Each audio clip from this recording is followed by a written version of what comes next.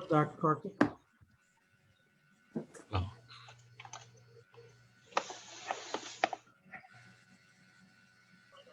Can you hear me? Okay. Yes. Oh, good. Just it's streaming to the live. That's why everybody is silent. Okay. We're ready, Dave. It's streaming to the live. That's why everybody is silent. Joe, start karo. Varun. Good evening, everyone. Welcome to the 12th session of Nepali and Bhutani for Biden National Council. Today, we're going to deal with healthcare issues. We have doctors and nurse practitioners here. They will deal with different topics. In the meantime, I welcome Devang. Devang is our state's chair of the API. Devang has been responsible for encouraging and motivating all of us to be very much involved in getting Biden elected. He always makes it point to come no matter when we do it. Devang, without any further ado, please start. Well, thank you, Dr. Karki, and thank you for everything you're doing and all of the healthcare professionals that have really put their lives on the line as a result of this great epidemic that we're facing. You know, just about two weeks ago, 2.5 weeks ago, my wife's mother's brother passed away of COVID, and his wife also got COVID. And it really brings home the reality, unfortunately, of what we're facing and the mismanagement of this COVID-19 by our current administration. This election is not just about taxes. It's not just about how we should grow our economy. The issue is really one of life and death. And I think all of the healthcare workers on this panel know that what we're facing is a calamity because we no longer seem to believe in science. We have a president that doesn't understand science and medical care.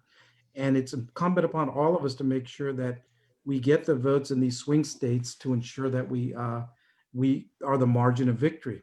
You know, my father came to this country in 1961, and he couldn't have been prouder of what he would have seen if he was alive this past week, seeing a South Asian woman on the debate stage to be vice president of the United States. I don't think he could have ever imagined in 1961 that our people would get that far here. But he came to this country for the opportunity and for the opportunity to work in the scientific field. He was getting a PhD in organic chemistry. And at that time, the best and brightest minds in the world in the scientific and medical field came to the United States because they all collaborated and created this wonderful country that we have and became the scientific leaders that we have. And so many medical professionals from South Asia also came over because we had the best system in the world. We've lost that since 2016. We no longer value our scientists. We no longer value our healthcare professionals. In fact, we put them on the front lines without the proper protection that they need when they're risking their lives. Can you imagine putting soldiers on the front line without the proper weapons and protection? We would never do that, and that's what we're doing. So please, please, please, thank you. Please, please, please reach out to everyone in Pennsylvania, in Ohio, in Wisconsin, in Michigan, in North Carolina, all the swing states. In Michigan, we lost by 10,000 votes. There's enough Nepalese, Bhutanese alone in Michigan that could swing that state.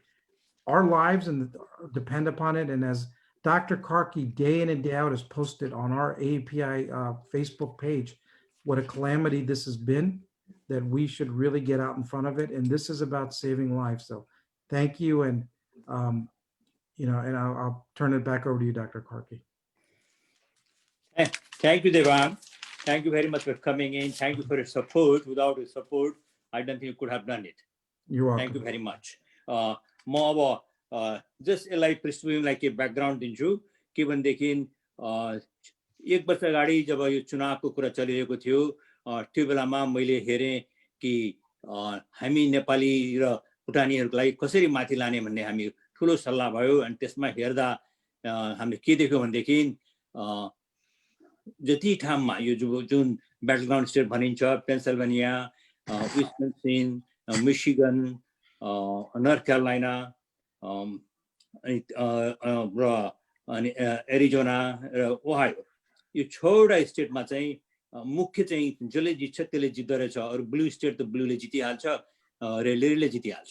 अनि त्यसमा हेर्दा के देख्यो भनेदेखि Wisconsin, Pennsylvania, Michigan, north क्यारोलाइनामा हेर्दाखेरि र पेन्सिल्भेनियामा हेर्दाखेरि के देखियो भनेदेखि खालि हामी नेपाली र भुटानीको मात्रै पपुलेसन भोटले मात्रै भोट दियो भने पनि हिलारीले जित्ने रहेछ। त्यो मार्जिन हामी कभर गर्ने। अनि त्यो चाहिँ मैले गएर डेमोक्रेट पार्टीको हेडक्वार्टरमा गएर मैले प्रेजेन्ट गरेछु। उनीहरूले चाहिँ ल देन यु स्टार्ट डुइङ भनेपछि अनि हामीले त्यहाँबाट सुरु गऱ्यौँ र यसमा चाहिँ देवाङले साह्रै हामीलाई मेहनत मद्दत गर्यो। र त्यसले गर्दा चाहिँ के भनेदेखि हाम्रो यो चाहिँ यो नेपाली भुटानीलाई यो मेन स्ट्रिममा माथि ल्याउने धेरै राम्रो अपर्च्युनिटी भएको हुनाले हामी लागिरहेको छौँ। नत्र त हाम्रो नम्बर कम छ, नम्बर पनि कम छ, हाम्रो पैसा दिने कम छ। तर के भनेदेखि सानो सानो ठाउँमा 10,000, 15,000, 20,000 को भोटले कसले प्रेसिडेन्ट इलेक्सन जित्छ त्यो फरक पर्ने भएको हुनाले त्यो ठाउँमा हामी लागिरहेका छौँ। र हाम्रो बेल भनेर चाहिँ यो एएपीआई को चेयर हो। उनी बेलामा भन्छन् यो यिनीहरूलाई थाहा नै छैन नेपाली र भुटानी कम्युनिटी त हाम्रो चाहिँ सेक्रेट वेपन हो हाम्रो डेमोक्रेट पार्टीको भनेर लागिरहेको छिन्। त्यही भएर अहिले हामी पनि यो 5वटा स्टेटमा हामी एभ्री डे हामीले चाहिँ कल गरेछौँ, किनभने हामीले वचन दिएको छौँ र त्यहाँ जिताउन सक्यो भने हामीले चाहिँ डेमोक्रेट पार्टीमा हामीले भनेका थियौँ हामीले गरेर देखायौँ भनेर फुर्ती गर्न सक्छौँ। यही भनेर हामी लागिरहेको छु। अब यति भन्दै अब म चाहिँ तपाईँलाई दिन्छु। अब यो तपाईँको प्रोग्राम हो, please take it from here.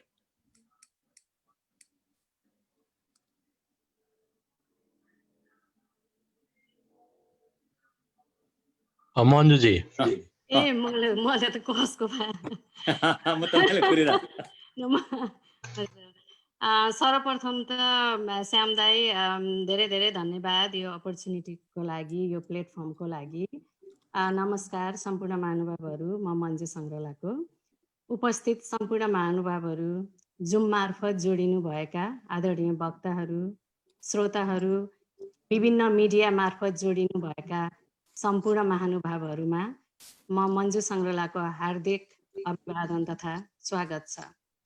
आजको यस कार्यक्रममा युएसको प्रेसिडेन्सियल इलेक्सनको नतिजाले हेल्थ केयर सिस्टममा कस्तो प्रभाव हुन्छ भनेर हामी छलफल गर्नेछौँ। यस प्यानल डिस्कसनमा मेडिकल सेक्टरका विशेषज्ञहरू हुनुहुन्छ हाम्रो बिचमा।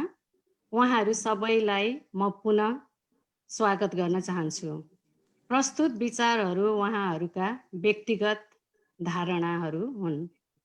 अब म ढिलो नगरिकन सबै आदरणीय वक्ताहरूलाई आफ्नो भनाइ राखिदिनु हुन अनुरोध गर्दछु र उहाँहरूलाई म फर्स्ट नेम अल्फाबेट अनुसार चाहिँ बोलाउन चाहन्छु र हामीसँग जुममा जोडिनु भएको महानुभावहरूलाई च्याट बक्समा क्वेसन राखिदिनु हुनको लागि अनुरोध गर्दछु र हामी कोसिस गर्छौँ यहाँहरूको जुन क्वेसनको आन्सर गर्नलाई। तर अब समयले कति हामीलाई चाहिँ यो साथ दिन्छ, किनभने यो प्रोग्राम चाहिँ 1 घन्टाको भनेर भन्नुभएको छ श्याम दाइले।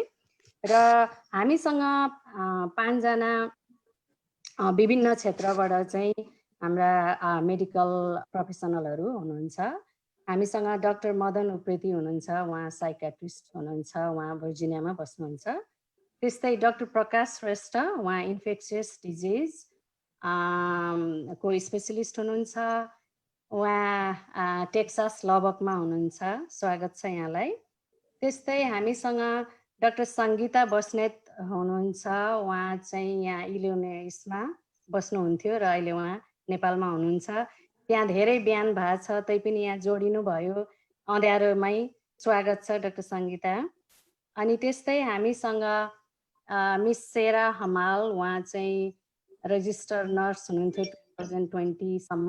अहिले चाहिँ उहाँले नर्स प्र्याक्टिसनरको डिग्री गरेर उहाँ नर्स प्र्याक्टिसनर हुनुहुन्छ, एरिजोनामा बस्नुहुन्छ उहाँ, यहाँलाई पनि वेलकम। र डाक्टर श्याम कार्की, उहाँ चाहिँ यो प्रोग्रामको अर्गनाइजर हुनुहुन्छ।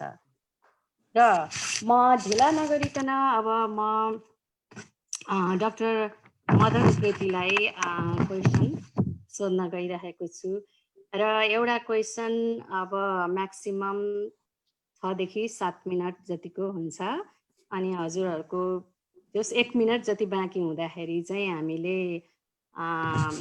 जानकारी दिन्छौँ। यसमा तरुणजीलाई हेल्प गर्नको लागि म रिक्वेस्ट गर्छु टाइमको लागि। र अब म डाक्टर मदन उप्रेतीको छोटो परिचय दिन चाहन्छु। उहाँको चाहिँ अब परिचय दिन थाल्दा धेरै लामो छ र म एकदमै छोटो 2 लाइनमा मात्रै दिन्छु। Doctor Madan Upreti is a psychiatrist हुनुहुन्छ। उहाँ लन्डन भर्जिनियामा बस्नुहुन्छ। उहाँको आफ्नै प्र्याक्टिस छ यहाँ, त्यसको डिरेक्टर हुनुहुन्छ। उहाँको चाहिँ more than 22 years of experience छ साइकेट्रिक फिल्डमा। र डाक्टर उप्रेतीको चाहिँ धेरै उहाँको psychotic disorder, general mental health र पर्सनालिटी डिसअर्डरमा उहाँको चाहिँ विशेषज्ञता छ। र उहाँ नेपाल अमेरिकन कम्युनिटी सेन्टर यहाँ नर्दर्न भर्जिनियामा हामीले लास्ट इयरबाट चाहिँ सुरु गरेको छौँ। त्यसमा उहाँ पिओसीको रूपमा चाहिँ एकदम एक्टिभ भएर चाहिँ काम गरिराख्नु भएको छ। र डाक्टर उप्रेती यहाँलाई स्वागत छ।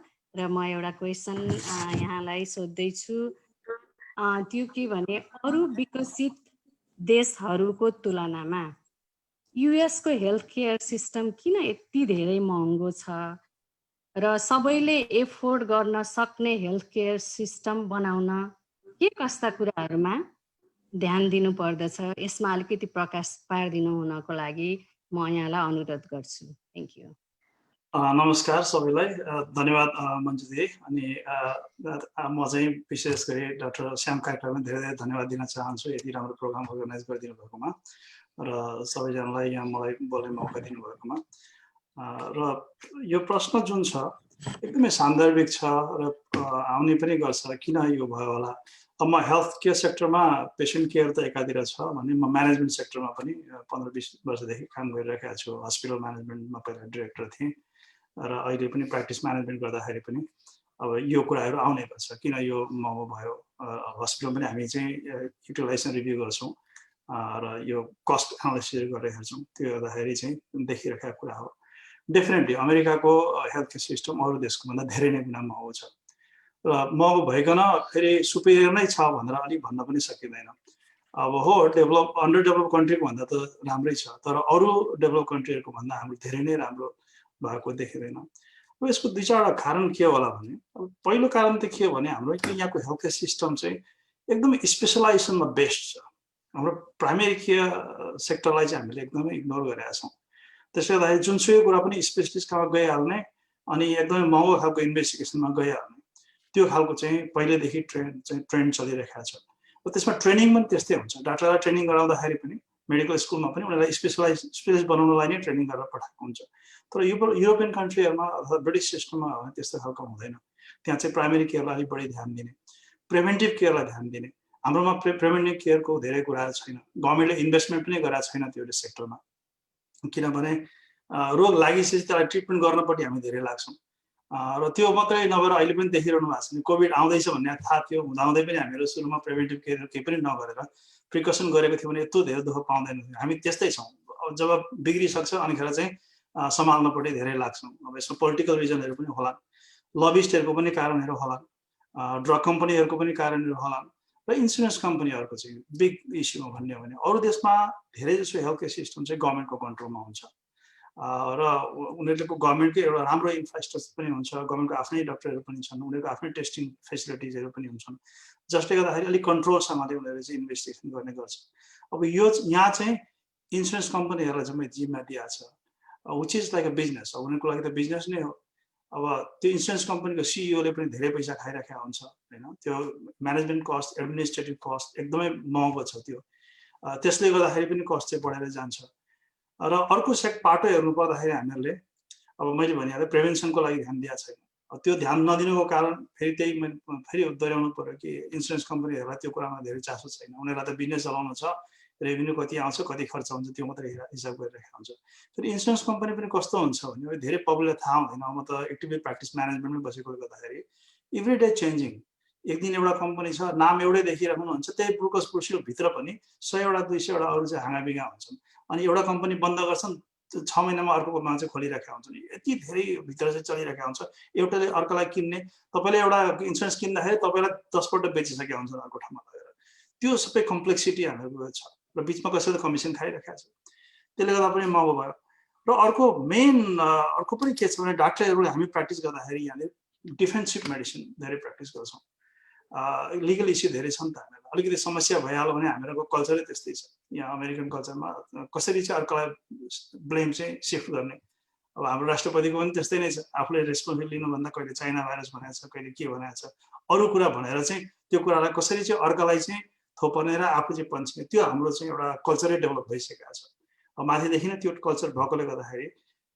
बिरामीले आफूले चाहिँ कसरी आफू प्रोटेक्ट गर्ने कसरी वेट कन्ट्रोल गर्ने कसरी एक्सर्साइज गर्ने चुरो खाने कि नखाने यस्तो कुरामा हामी धेरै ध्यान दिँदैनौँ कसैलाई डाक्टरले के मिस्टेक गर्छ र यसलाई समात्नु यसलाई फसाउँ भन्ने किसिमको छ लिगल लिमिट छैन लिगली जति पनि सानो कुराको लागि पनि दुःख दिने चलन छ त्यसले डाक्टरले पनि रिस्क दिन चाहँदैन डाक्टरले आफ्नो एक्सपिरियन्समा मैले चाहिँ यो गरेको भन्दाखेरि यहाँ धेरै चाहिँ लागु हुँदैन त्यसको लागि खोइ त एभिडेन्स खोइ त भन्दा सिटी स्क्यान गर्नु पर्यो एमआरआई गर्नु पर्यो अननेसेसरी कस्टहरू बढेर जान्छ अब यसलाई मिटिगेट गर्नको लागि चाहिँ अब कसरी चाहिँ यसलाई रिजल्भ गर्न सकिन्छ भन्ने कुरामा अब डेफिनेटली प्राइमेरी केयरलाई चाहिँ हामीले फोकस गर्नुपर्ने हो त्यसलाई चाहिँ दिनुपर्ने हो गभर्मेन्ट म्यान्डेट चाहिँ हेल्थ इन्सुरेन्सहरू चाहिँ जस्तो मेडिकेयरलाई प्रमोट गर्नुपर्ने हो होइन स्टेटलाई फन्डिङ गर्नु पर्यो अब अहिले चाहिँ थाहा छ होला हजुरलाई यो जुन किसिमको अहिले 2.2 ट्रिलियन चाहिँ डेमोक्रेटले मागिरहेको छ रिपब्लिकनले 1.5 ट्रिलियन भनेर दिन्न भनेको छ यसको मेजर गाँठी कहाँनिर समस्या भइरहेको छ भने स्टेटलाई फन्डिङ गर्न खोजिरहेछन् डेमोक्रेटहरू के भनिरहेछन् स्टेटलाई पैसा दियो अनि स्टेटले चाहिँ मिलाएर चाहिँ लोकल लेभलमा चाहिँ पार्टिसिपेट गराएर चाहिँ पैसाहरू खर्च गर्छ हेल्थ केयर म्यानेजमेन्टको कुरालाई होस् कि हस्पिटल म्यानेजमेन्टलाई हो कि फ्री कोभिड टेस्टिङ गर्ने हो कि त्यो कुरा तर रिपब्लिकन भन्दैछ होइन हामी त्यसो नगरौँ हामी चाहिँ बरु सकेसम्म धेरै ठुल्ठुलो बिजनेसहरूलाई चाहिँ सब्सिडी दिइहालौँ त्यो कुरामा उनीहरूको चाहिँ प्रेसर परिरहेछ त्यसले गर्दा कुरा नमिलेको यो समस्या आइरहेछ भने हामीहरूले चाहिँ यी समस्याबाट पनि बाहिर निकाल्नु पर्यो कसरी चाहिँ हामीहरू चाहिँ ग्रासरुट लेभलमा चाहिँ हेल्थ केयर सिस्टमलाई चाहिँ राम्रो बनाउन सकिन्छ त्यो कुरा हेर्नु पर्यो र अर्को ओबामा केयरको जुन चाहिँ आएको थियो म अलिकति छुन चाहन्छु त्यहाँनिर त्यसमा दुईटा मेजर फन्डामेन्टल चेन्जहरू भएको थियो एउटा चाहिँ के भएको थियो भने pre existing condition Obama care भन्दा पहिला के थियो भने तपाईँले इन्सुरेन्स किन्नुभयो तर डायबिटिज तपाईँलाई त्यो इन्सुरेन्स किनेको भन्दा पहिल्यै छ भने तपाईँलाई डायबिटिजको उपचार गरिदिनलाई इन्सुरेन्सले कभर गर्दैन थियो बच्चा जन्मियो बच्चा बर्थ डिफेक्ट भएर जन्मियो भने पनि प्री एक्जिस्टिङ कन्डिसन लगाइदिने कति साह्रो अत्याचार होला त्यो बच्चाले कसरी जानोस् कि म यस्तो भएर जन्मिँदैछु त्यो आमाले कसरी जानोस् बच्चाले इन्सुरेन्स नै पाउँदैन थियो त्यो किसिमको सिचुएसन थियो यो सिचुएसनलाई रिजल्भ गर्नको लागि चाहिँ ओबामा केयरमा चाहिँ उनीहरूले प्री एक्जिस्टिङ कन्डिसनमा हटाइदियो त्यो एउटा मेजर चाहिँ एचिभमेन्ट मान्नुपर्छ र अर्को अफोर्डेबिलिटी इन्सुरेन्स जो मान्छेको आम्दानी नै छैन 10,000 20,000 30,000 कमाउँछ वर्षको भने उनीहरूले चाहिँ हेल्थ इन्सुरेन्स किन्न सक्ने कन्डिसन थिएन ओबामा केयरबाट चाहिँ सब्सिडी गरिदियो अप टु 12,000 कि 13,000 छ पर इयर चाहिँ तपाईँले इन्सुरेन्स किन्नु पर्यो भने जुन ओपन मार्केटमा गएर किन्दाखेरि पनि त्यो पैसा चाहिँ सब्सिडी गभर्मेन्टले गरिदिनु भएकोले गर्दाखेरि चाहिँ जो लो इन्कम छ उनीहरूले पनि हेल्थ इन्सुरेन्समा पार्टिसिपेट गर्ने त्यसले गर्दाखेरि चाहिँ मिलियन्स मान्छेहरू जो पहिला हेल्थ इन्सुरेन्स जिन्दगीमा नभएको मान्छेहरू तिनीहरूको चाहिँ हुने भयो र अहिले चाहिँ अब यो इलेक्सनको कुरामा ल्याउँदाखेरि चाहिँ के भइरहेछ भने अब यदि रिपब्लिकनले नै कन्टिन्यू गर्ने हो भने चाहिँ उनीहरूले ट्राई त गरिरहेका छ अस्तिदेखि नै एक दुईवटा चाहिँ क्लजहरू हटाएको पनि छ उनीहरू प्री एक्जिस्टिङ कन्डिसन र जुन ट्याक्स सब्सिडी हो यो दुईटा कुरा चाहिँ हटाउने सम्भावना रहन्छ त्यो भयो भने तपाईँ हामीलाई डाइरेक्ट इफेक्ट पर्ने के हो भने हाम्रो केही आमा दाजु भाइ दिदीहरू आफूलाई पनि केही रोगहरू पहिलेदेखिको छन् भने ती रोगहरूलाई चाहिँ कभर नहुन सक्छ नयाँ इन्सुरेन्स लिनु पर्यो भने अब अफोर्डेबिलिटी पनि डेफिनेटली अहिले म धेरै देख्छु हाम्रो नेपाली भुटानिज दाजुभाइ दिदीबहिनीहरूको चाहिँ धेरैजनाले हेल्थ इन्सुरेन्स लिन सक्नु भएको छ किनभने अब हामी फर्स्ट जेनेरेसन इमिग्रेन्ट हौँ हामीको धेरै इन्कम छैन भने सब्सिडी पाएर पनि हामीले हेल्थ इन्सुरेन्स लिन सकेका छौँ अब आई विश गभर्मेन्टको मेडिकेयरको एक्सपान्सन होस् भएर चाहिँ मेडिकेयरले जम्मैलाई कभर गरिदिए 50,000 भन्दा कम कमाउने जति सबैले चाहिँ मेडिकेयर पाइदिँदा राम्रै हुन्थ्यो तर त्यो नहुन्जेलसम्म चाहिँ अफोर्डेबिलिटी यो ओबामा केयरको थ्रुबाट गरिरहँदाखेरि चाहिँ यो पनि राम्रै हुन्छ जस्तो लाग्छ मलाई र बरु अब यसो गरौँ न कुरा यति नै हुन् अब धेरै छन् चाहिँ अब टाइमलाई पनि ध्यान दिउँ पछि फेरि क्वेसन आयो भने आई क्यान पिच इन अनि फेरि कुरा गरौँला नि डिस्कसन गरौँला नि त हजुर thank you so much doctor Preeti यहाँले अब मेन हाइलाइट चाहिँ अब प्रिभेन्टिभ हेल्थ केयर युएसमा फोकस छैन, त्यो एकदमै इम्पोर्टेन्ट हो, त्यसमा हाइलाइट गर्नुभयो। त्यस्तै युएस हेल्थ सिस्टम चाहिँ प्राइभेट इन्सुरेन्स कम्पनीहरूले चलाएका छन्, त्यो भएको हुनाले प्रिभेन्टिभ हेल्थ केयरको चाहिँ हामीसँग वास्तवमा कन्सेप्टै छैन। त्यो भएको भए अहिले कोभिडको यस्तो ठुलो स्थिति पनि हामीले सायद भोग्नु पर्दैन थियो होला। त्यस्तै लिगल इस्युको समस्या छ, मेडिकेयरलाई प्रमोट गर्नुपर्ने धेरै धेरै छ। ठिकै छ, फेरि हामी अरू क्वेसनहरूमा आउँला। अब म ढिला नगरिकन अब म हाम्रो दोस्रो वक्ता हुनुहुन्छ डाक्टर प्रकाश श्रेष्ठ, उहाँ टेक्सास लबाकबाट हुनुहुन्छ। उहाँको म छोटो परिचय चाहिँ म टाइम सेभ गर्नको लागि म पढ्दैछु उहाँको छोटो bio. Dr. Prakash Shrestha is a medical doctor board certified in internal medicine and infectious disease. He completed internal medicine residency from Godfrey Robert Packer Hospital, Pennsylvania, and did fellowship in infectious disease from University of Texas Health Science Center. Sorry, यहाँ कहाँबाट background आइरहेछ है धेरै? Infectious disease from University of Texas Health Science Centers, San Antonio.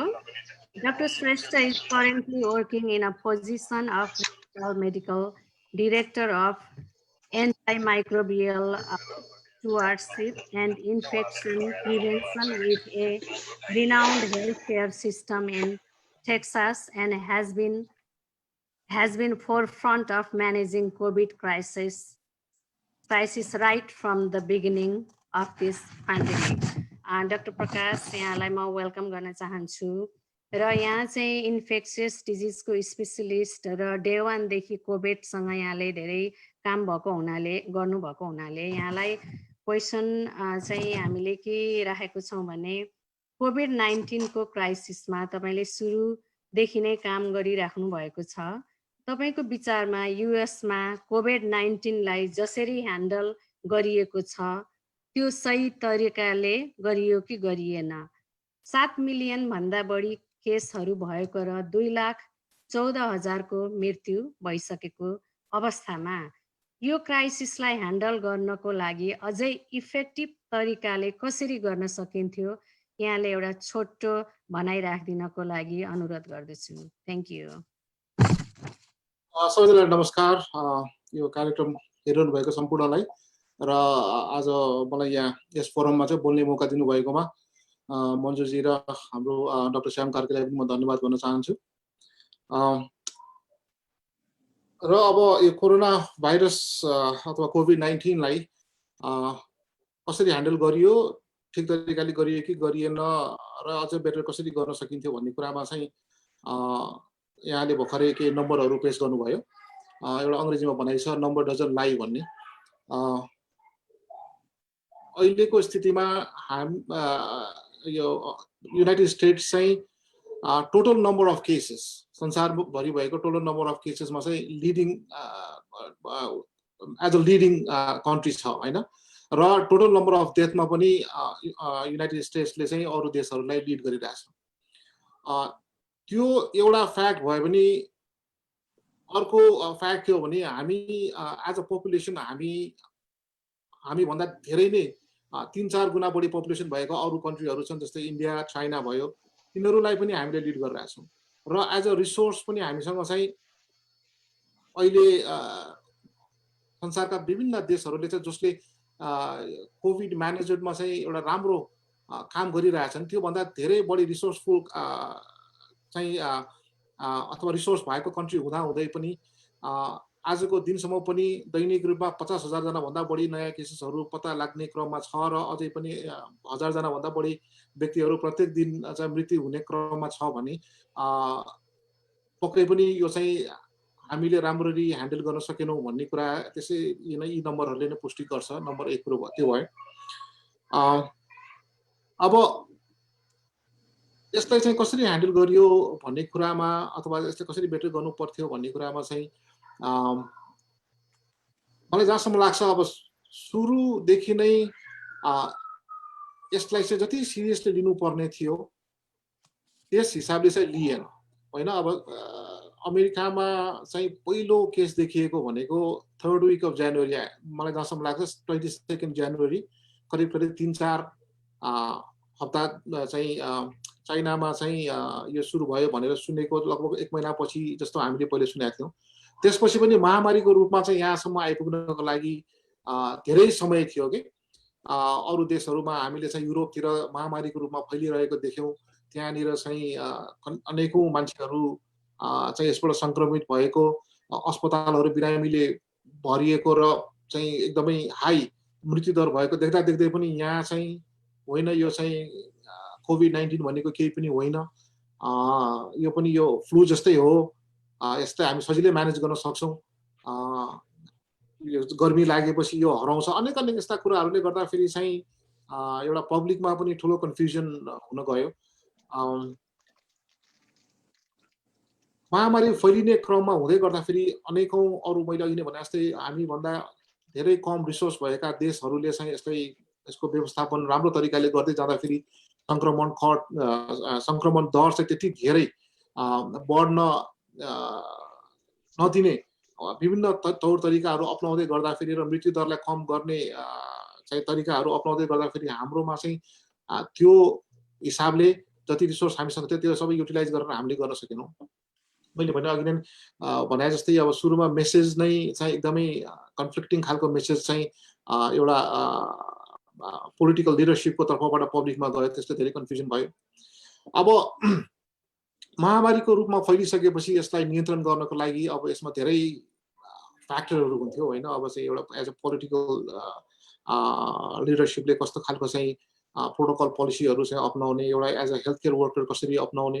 अब यसको लागि फेरि दुई हेल्थ केयर वर्करले पनि दुईटा भयो, एउटा चाहिँ एज अ क्लिनिसियन गर्ने काम छुट्टै भयो, बिरामीहरूलाई चाहिँ अस्पतालमा भर्ना भएको बिरामीहरूलाई चाहिँ उपचार गर्ने एउटा थियो भन्दाखेरि अर्को चाहिँ एउटा एज अ पब्लिक हेल्थ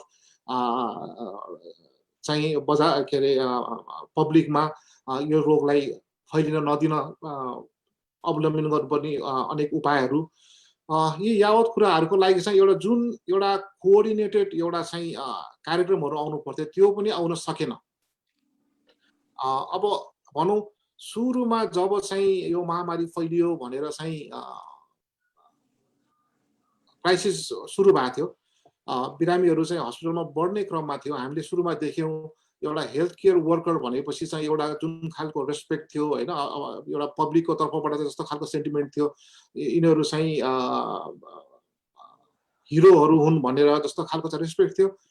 हेर्दा हेर्दै भनौँ न करिब करिब 1-1.5 महिनाको अन्तरमै यस्तो चाहिँ पोलिटिसाइज गरियो कि त्यो त्यस्तो खालको त्यो सेन्टिमेन्ट नै 360 डिग्री चाहिँ ऊ भयो कि मान्छेले त्यसपछि चाहिँ एक डक्टरहरूले चाहिँ बल जबस्ती चाहिँ यो लकडाउन गर्नको लागि ऊ गरिरहेछ, प्रेसर दिइरहेछ भन्ने जस्तो कुराहरू चाहिँ सुनिन थालियो। त्यसपछि भने अर्कोतिर चाहिँ अब एउटा चाहिँ साइन्टिफिक फ्याक्टहरूलाई पनि फलो नगर्ने, अब चाहिँ साधारण कुराहरू मास्क लगाउनु पर्छ अथवा सोशल डिस्टेन्सिङ मेन्टेन गर्नुपर्छ भन्ने कुराहरू पनि चाहिँ त्यसको लागि पनि अलिकता भनौँ न पब्लिकमा चाहिँ एउटा क्लियर मेसेज जान सकेन होइन। अझै पनि कतिजना चाहिँ अब यसलाई यसरी पोलिटिसाइज गर्यो कि अझै पनि कति ठाउँमा मास्क लगाउनु पर्दैन अथवा लगाउनु हुँदैन भन्ने कुराहरू चाहिँ त्यस्ता कुराहरू हामी सुनिरहेछौँ। अब सुरुदेखि नै हामीलाई अब चाहिँ यो महामारीको लागि लड्नको लागि आवश्यक एकदमै आवश्यक एउटा चाहिँ फ्याक्टर भनेको चाहिँ टेस्ट गर्नुपर्ने होइन। अब सक्दो सबैभन्दा बढी से बढी टेस्ट गरेर चाहिँ यसका रोगीहरूलाई पत्ता लगाएर तिनीहरूलाई आइसोलेट गरेर रोग फैलिन नदिनु नै यसको चाहिँ सबैभन्दा एउटा स्ट्रङ स्ट्राटेजी हुन्थ्यो। हामी चाहिँ सुरुदेखि नै यो टेस्ट गर्ने कुरामा चाहिँ जहिले पनि ल्याग बिहाइन्ड भयो कि अरूहरूको तुलनामा। अब कुनै टाइममा गएर चाहिँ अहिले अब चाहिँ हुन त संसारमा सबैभन्दा बढी गरियो भनिरहेको छ, तर चाहिँ त्यो चाहिँ एउटा टाइम कटेपछि त्यो सबै हामीले अचिभ गर्यो। त्यही अनुसारले अब पिपीहरूको पनि धेरै समस्या भयो सुरुमा। हेल्थ केयर वर्करहरू धेरैजना हेल्थ केयर वर्कर आफै सङ्क्रमित भए, धेरैजनाको मृत्यु पनि भए। र अर्को अब जुन चाहिँ अब एउटा डिबेट भयो लकडाउन एक हिसाबले एउटा क्रममा चाहिँ धेरै सिटीहरूमा लकडाउन भए त्यसपछि चाहिँ अनि लकडाउन खोल्ने क्रममा चाहिँ लाइफ भर्सेस लाइभलीहुडको चाहिँ जब डिबेट सुरु हुन थाल्यो कति ठाउँमा चाहिँ एउटा लाइफ भन्दा पनि लाइभलीहुडलाई बढी प्रायोरिटी गरेर जुन बेला कति सिटीहरूमा चाहिँ रोग नियन्त्रण हुनुभन्दा अगाडि नै लकडाउनहरू खोल्ने क्रम हुँदाखेरि अझै पनि अब म बसेको स्टेटै भनौँ टेक्सस पनि अझै स्ट्रगल गरिरहेछ दैनिक रूपमा धेरैजना सङ्क्रमित भइरहनु भएको छ होइन अझै पनि हस्पिटलमा बिरामीहरू भरिरहेछ र उपचारकै हिसाबले भन्ने हो भने पनि अब भनौँ न एउटा चाहिँ साइन्टिस्टहरूले गरेको चाहिँ एउटा फ्याक्ट उहाँहरूले चाहिँ गर्नुभएको रिकमेन्डेसन भन्दा बाहिर गएर चाहिँ आफ्नै हिसाबले चाहे त्यो उपचारको लागि अब कुनै स्पेसिफिक मेडिसिनलाई प्रमोट गर्ने तरिका गर्नको लागि होस् होइन एउटा चाहिँ यस्तो खालको मेसेज गयो कि अब अहिले पनि बिरामीहरूको जनाउँछ मलाई त्यो औषधि किन नदिएको भनेर चाहिँ उनीहरू हामीसँग आर्ग्यु गर्छन् कि जबकि त्यो औषधि चाहिँ काम लाग्दैन भनेर प्रमाणित भइसकेपछि पनि अझै पनि बिरामीहरूलाई र कतिजना बिरामीहरू अझै पनि बाहिर चाहिँ त्यस्ता खालको औषधिहरू खाएर पनि यसबाट उपचार हुन्छ भनेर र समग्रमा भन्दाखेरि चाहिँ अहिलेको स्थिति के छ भन्दाखेरि पब्लिकहरू धेरैजना चाहिँ विश्वास गर्न अब हुन त अब एकदमै द्रुत गतिमा भ्याक्सिन बनाउन सफल भएर चाहिँ अब भ्याक्सिन आउने क्रममा छ तर यी सबै कन्फ्युजनले गर्दाखेरि अहिलेको स्थिति के छ भन्दाखेरि मान्छेहरूलाई भोलि बजारमा चाहिँ आइसकेपछि त्यसलाई लगाउनलाई कति सेफ छ भन्ने कुरामा ठुलो डाउट छ कि र यी सबै हुने क्रममा चाहिँ अहिले आएर यो एफोर्डेबल हेल्थ केयर एक्टलाई चाहिँ उल्टाउने जुन चाहिँ भन्ने कुराहरू भइरहँदाखेरि यसको रिस्क के भयो भन्दाखेरि मोर देन 20 मिलियन पिपल जो चाहिँ यो एफोर्डेबल हेल्थ केयरमा चाहिँ डिपेन्डेन्ट छ तिनीहरूले चाहिँ यो हेल्थ केयर अथवा इन्सुरेन्स गुमाउनु पर्दाखेरिको यो पेन्डेमिकको बिचमा त्यसको अर्को एउटा ठुलो डिजास्टर हुन्छ र त्यसमा चाहिँ अझ भन्ने हो भने माइनोरिटी कम्युनिटीहरू होइन अहिले पनि हामीले तथ्याङ्क हेर्ने हो भने कोरोनाबाट चाहिँ बढी हुने र बढी मृत्युदर हुनेमा माइनोरिटी कम्युनिटीहरू नै पर्छन् अब त्यसमा चाहिँ हिस्प्यानिकहरू ब्ल्याक पर्छन् अब त्यसमा सायद अब नेपालीहरू हामीसँग छैन तर हामीहरू त्यसबाट ठुलो एउटा चाहिँ नेगेटिभ तरिकाले चाहिँ हामी एफेक्टेड हुन्छौँ जस्तो लाग्छ र यी सबै मैले भनेका यावत कुराहरूले गर्दाखेरि चाहिँ यसलाई चाहिँ राम्ररी जसरी चाहिँ म्यानेज हुनुपर्छ चाहिँ म्यानेज भएन भनेर भन्न सकिन्छ र रिसेन्टली अब एकदमै रिनाउन्ड पत्रिका न्यू इङ्ल्यान्ड जर्नल अफ मेडिसिनको एडिटोरियलमा पनि एकदम राम्रोसित चाहिँ त्यसमा चाहिँ वर्णन गरिएको छ होइन हामीले कसरी चाहिँ यसलाई चाहिँ कसरी मिसम्यानेज गरेर हाम्रो लिडरसिप चाहिँ कम्प्लिटली कसरी फेल भयो न्यू इङ्ल्यान्ड जर्नल अफ मेडिसिनको एडिटोरियलमा पनि स्पष्ट रूपमा लेखिएको छ। थ्याङ्क यू डाक्टर प्रकाश यहाँले एकदम डिटेलमा भन्नुभयो वास्तवमा कसरी चाहिँ मिसम्यानेज भइरहेको छ भनेर जस्तो अब नम्बरहरूले नै पुष्टि गर्छ कि युएसमा यसलाई सिरियसली लिएन भनेर त्यस्तै कोभिड-19लाई चाहिँ राजनीतिकरण गरियो नेसनल लेभलबाट क्लियर म्यासेज नभएको हुनाले नै अहिलेसम्म पनि 8 महिना जति भइसक्यो प्रब्लम चाहिँ बढेको बढै छ र थ्याङ्क यू सो मच। अब म हाम्रो तेस्रो वक्तातिर म जाँदैछु ढिला नगरिकन। हाम्रो तेस्रो वक्ता हुनुहुन्छ डाक्टर सङ्गीता बस्नेत।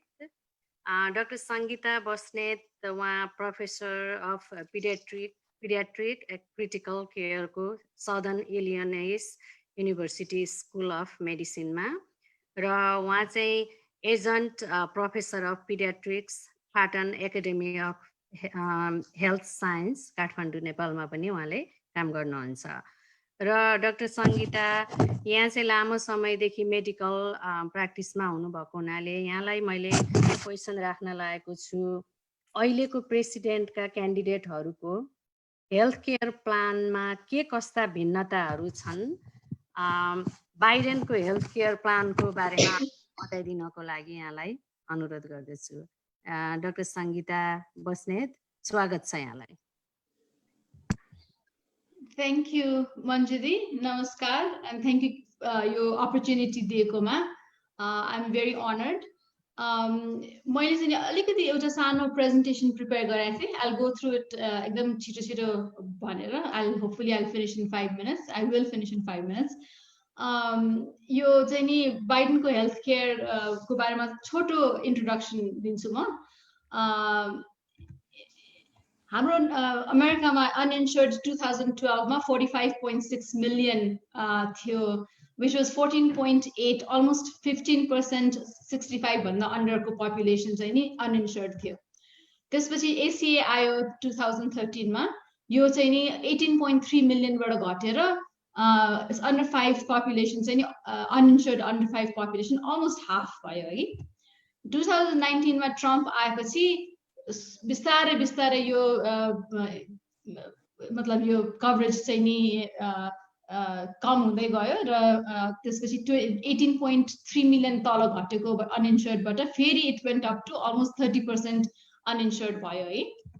अब ACA त अब झन् इम्पोर्टेन्ट छ. यो टाइपको पब्लिक मेडिकेयर एक्सपेन्सन झन् इम्पोर्टेन्ट छ, किनभनेदेखि अनएम्प्लोइमेन्ट यो कोभिडको कारणले धेरै अनएम्प्लोइमेन्ट भएको हुनाले मिलियन्स अफ अमेरिकन्सहरूले चाहिँ अब अनएम्प्लोइमेन्ट फाइल गरेपछि एम्प्लोयरको स्पोन्सरसिप उनीहरूसँग हुँदैन. त्यसले गर्दाखेरि अझ पनि फेरि पब्लिक यो उसमा जान खोज्छन् मान्छेहरू होइन. त्यसले गर्दाखेरि यो रहन चाहिँ नि very important. As a physician it has to be there है. ट्रम्पको हेल्थ केयरको अनइन्स्योर्डको हेर्दाखेरि चाहिँ नि उहाँले ACA लाई रिपिल गर्न खोज्नु भयो, तर इट ब्याकफायर्ड. सो बिस्तारै एकदम बाठो भएर कि चिप गर्दै जानुभयो. अनि जस्तो के रे म्यान्डेटरी गराउनु भएन penalty. he took away the penalty and you know all sorts of things he started doing. So that's why ACA coverage चाहिँ नि घट्दै गयो. अनि अहिले फेरि 30 million people again are uninsured. So but ACA is not in his second term priorities. ACA चाहिँ उसको in fact उसको सेकेन्ड टर्म गोलै उहाँले राम्रोसँग दिनुभएको छैन. It might be that second term agenda चाहिँ नि एक्सटेन्सन मात्रै हुन सक्छ उहाँको first term agenda. In fact ACA लाई अझ घटाएर उनीहरूले चाहिँ नि ACA लाई नै हटाउने. ACA भनेको यो Medicare expansion type of public यो गभर्नमेन्ट स्पोन्सर्ड प्रोग्राम. यसले उहाँले चाहिँ नि झन् हटाउने नै भनेर उहाँको चाहिँ नि उद्देश्य छ. अनि हाम्रो यो रुथ गिन्सबर्ग एमिनेन्ट जज स्वर्गीय भएपछि चाहिँ नि अब रिपब्लिकन अर्को जज आएपछि ACA त इट्स इन फर्दर जेपटी. फेरि साँच्चीकै नै जान सक्छ भन्ने एकदम ठुलो चिन्ता छ है. अब बाइडेनको प्लान चाहिँ नि 5 पोइन्ट प्लान छ. Expansion of health coverage. उहाँको मेन उद्देश्य चाहिँ नि हेल्थ कभरेजलाई एक्सपान्ड गर्ने र हेल्थ केयर कस्टलाई चाहिँ नि कसरी घटाउने भन्ने उहाँको मेन उद्देश्य हो. एउटा चाहिँ नि 60 वर्षभन्दा मुनिकोलाई नै मेडिकेयर एज घोषित गरिदिने. अहिले चाहिँ नि 65 भन्दा माथिको छ. 60 to 60 तर त्यो गर्दाखेरि 60 to 64 इयर्सले चाहिँ नि राख्न पाउने, उहाँहरूलाई मन छ भनेदेखि एम्प्लोयर्स हेल्थ पनि राख्न पाउने र एडिसनल मेडिकेयर कभरेज पनि गर्न पाउने. त्यो एउटा थियो उहाँको छ है उहाँको. यसले चाहिँ नि 20 मिलियन अमेरिकन्सहरू अझ मेडिकेयरमा एलिजिबल हुन पाउनुहुन्छ. के यसको फाइदा के हुन्छ भने यसले मेडिकेयरको 60 र देखि 64 वर्षको मान्छेहरू चाहिँ नि उहाँहरू यो मेडिकेयर पुलको हेल्थिएस्ट मेम्बर्स भएको हुनाले मेडिकेयरको कस्टै घट्न सक्छ होइन. त्यसपछिबाट यो कम्पिटिसन नभएको हुनाले अनि त्यो फेरि यतातिर चाहिँ नि उहाँहरू मेडिकेयरमा हेल्थी भएको हुनाले उहाँहरूको कस्ट घट्छ मेडिकेयरको कस्ट. यतातिर चाहिँ नि 60 to 64 प्राइभेट इन्सुरेन्सको मोस्ट प्रोबेबली अनहेल्थिएस्ट क्लाइन्ट्स भएको हुनाले प्राइभेट इन्सुरेन्सको पनि हामी मतलब सबै प्राइभेट इन्सुरेन्सको क्लाइन्ट्सहरूलाई नै कस्ट घट्ने सम्भावना हुन्छ. प्रब्लम मतलब people are still thinking medical community specially डक्टर्सहरू यिनीहरूले चाहिँ नि यसलाई अपोज गर्ने एउटा ऊ चाहिँ नि मेडिकेयरको पे सिग्निफिकेन्टली लेस हुन्छ. सो मेबी द हस्पिटल्स र फेसिलिटिजहरू चाहिँ नि they might get less paid भन्ने टाइपको एउटा प्रब्लम हुनसक्छ होइन. अनि अर्को उहाँको सेकेन्ड पोइन्ट चाहिँ नि गभर्मेन्ट रन पब्लिक अप्सन गर्ने. So anyone can buy a public option. Private insurance राख्ने हैन अनि त्यसपछिबाट public option पनि दिने. So it's not Medicare for all, but you can buy Medicare into public option. अनि यो चाहिँ नि कोलाई हुन्छ भन्दाखेरि anyone uninsured. यो 30 million people जो अहिले uninsured छ उहाँहरू पनि you can buy into public option. अनि त्यसपछि employers सँग खुसी नभएको मान्छेहरू उहाँहरू पनि they can get into public option. अनि यसले चाहिँ नि के उहाँहरूले के प्रोजेक्ट गरेछ भने almost 5 million people जसमा चाहिँ नि insurance छैन, they can have, or in the states which haven't expanded Medicaid, they can actually be insured भन्ने उहाँको छ हैन. त्यसपछिबाट rates will be lower. Private insurance भन्दा यो पक्कै पनि lower हुन्छ. So but it will cover सबै health को बेनिफिटहरुलाई कभर गर्छ. त्यसले गर्दाखेरि धेरै मान्छेहरुले चाहिँ नि you can get health insurance for much lower cost. अनि त्यसपछि यो एकदम धेरै यसको purchasing power धेरै मान्छेले enroll गर्यो भनेदेखि medical services Medicare ले dictate गर्छ सबै मतलब cost, hospital को cost dictate गर्यो भनेदेखि hospital cost चाहिँ कम हुन सक्छ individuals लाई भन्ने, that is one of the opinion. And so यसको कारणले गर्दाखेरि competition मा आएर private insurance को पनि cost कम हुन सक्छ भन्ने चाहिँ नि आशा छ यिनीहरुको है. उहाँहरुको यो बाइडेन उसको अब तर lobbyist पनि हुन्छ. So we have to be careful about that. They have to be careful about that because they might say health sector like त यसले एकदम घटाउँछ हैन, अब payment चाहिँ कम भएपछि घटाउँछ. So it might cost, it might oppose that भन्ने आएको छ. त्यसपछिबाट उहाँको third point चाहिँ नि it's going to boost Affordable Care Act लाई अझ strengthen गर्ने. अनि अहिले चाहिँ नि silver, gold, platinum प्लानहरु हुन्छ उहाँहरुको. अहिले silver प्लानमा गइरहेको छ मोस्टली, जुनमा चाहिँ नि 30% चाहिँ नि यो कन्ज्युमर्सले पे गर्नुपर्छ. तर ब्राइडनले चाहिँ नि यसलाई डिक्रिज गरेर 20% मा डिक्रिज गर्न खोजिरहेछ. So it will decrease the deductibles and co-pays. So he wants to strengthen Affordable Care Act. अनि त्यसपछि जस्तो ACA लिँदाखेरि इन्स्योरेन्स लिँदाखेरि क्याप हुन्छ कि how much you have to pay. अहिले चाहिँ नि 8.5% बाइडेनले चाहिँ नि 8.5% भन्दा माथि पे गर्न नपर्ने. जस्तो 100,000 people, 100,000 earn गर्ने मान्छेले I think it will come to 8,500. I'm not good in maths, but anyway, त्यो भन्दा बढी इन्स्योरेन्सलाई पे नगर्नु पर्ने भन्ने बाइडेनको प्लान छ. अहिले there is no cap. If you're in a very high payment like an income group, जति पनि हुन सक्छ त्यो इन्स्योरेन्सलाई पे गर्ने. तर Biden wants to cap it at 8.5% of your annual income, which is huge actually. अहिले मान्छे थुप्रो मान्छेले इन्स्योरेन्स नकिन्ने कारण चाहिँ नि इन्स्योरेन्सको यो प्रिमियम्स एकदमै हाई भएर हो. तर क्याप गरेपछि you don't have to pay more than 8.5% of your annual income. अर्को उहाँले गर्न खोज्नु भएको चाहिँ नि surprise billing.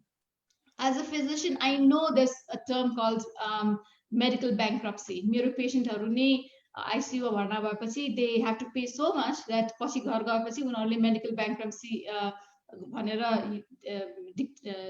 they have to claim, like they have to say that they're medically bankrupt because out of network bills, medical bills यति धेरै हुन्छ. सरप्राइज अहिले नै सुनिरहेको छ कोभिडको कति 400 million बिल आयो कुनी के आयो भन्ने भइरा हुन्छ हैन. So that is called surprise billing. यो surprise billing भएन भने $40 billion annually चाहिँ नि सेभ हुन सक्छ. कांग्रेसले चाहेको थियो surprise billing लाई हटाउनको निम्ति, तर लबिङ ग्रुप्सको कारणले surprise billing हटेन हैन. So we are the ones who suffer. हामी consumers चाहिँ नि we suffer because भोलि भगवान नगरोस्, God forbid, if we get sick or कुनै accident भयो के भयो भनेदेखि we cannot pay. Even like हामी काम गर्ने मान्छेहरुले पनि पे गर्न गाह्रो हुन्छ के, because the amount of billing that comes to you as a physician, I can testify for that. बाइडेनले चाहिँ यसलाई स्टप गर्न खोजिरहेछ. आउट अफ नेटवर्क डक्टर्सहरु कहाँ गयो भनेदेखि या हस्पिटल्सहरुमा गयो भने उनीहरुले चाहिँ नि they cannot give you so much extra money के. उनीहरुले चाहिँ नि जुन what normally you have to pay, that's only what you have to pay भनेर उसले चाहिँ नि त्यो गर्न लाग्छ. अनि एन्टी-ट्रस्ट लजहरूमा चाहिँ नि यो he's gonna take a more active stance, which your competitionले consumers, lack of competitionले consumers को price is being driven up. And he wants to stop all that. So he wants to stop this lack of competition, which is driving up prices for consumers. The fifth thing he wants to do is prescription drug reform. I think I'm almost over time. I don't know. Manjuji, let me know. But so he wants to do that, and so many people I know insulin naliera basira hunchhan mancheharu because they duichoti insulin linu parne ekchoti insulin is because it's so expensive. So that is something that he wants to do to stop the prescription to decrease the prescription drug. And ule चाहिँ how does he want to do is existing एउटा law छ जुनले चाहिँ नि Medicare लाई ban गर्छ के drug manufacturers हरुसँग negotiate गर्ने lower price. It's been banned. Medicare cannot do it. So he wants उसले चाहिँ यो law लाई नै हटाउन खोजिरहेछ. अनि त्यसपछि एउटा independent review board ले चाहिँ नि every new drug लाई हेरेर त्यसको price limit गर्ने अनि अर्को चाहिँ नि consumers लाई अरु country हरुबाट पनि drugs ल्याउन पाउने, which will increase the competition America pharmaceutical companies. So these are the three things he wants to do to lower prices. अब त्यो बाहेक है यो पाँचवटा चिज भयो. त्यो बाहेक चाहिँ नि अरु पनि थुप्रै छ जस्तो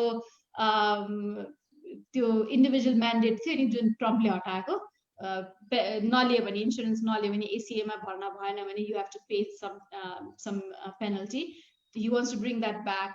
त्यसपछि undocumented immigrants हरुले पनि public option लिन सक्ने उसको public option तर यो चाहिँ subsidized नहुने government subsidized नहुने but you can the undocumented immigrants can actually buy into the public auction. अनि अर्को Planned Parenthood लाई funding restore गर्ने, mental health, community health लाई boost गर्ने. So there are so many differences from Trump that he has. But what I said was the 5 main things. And I think that's it for now.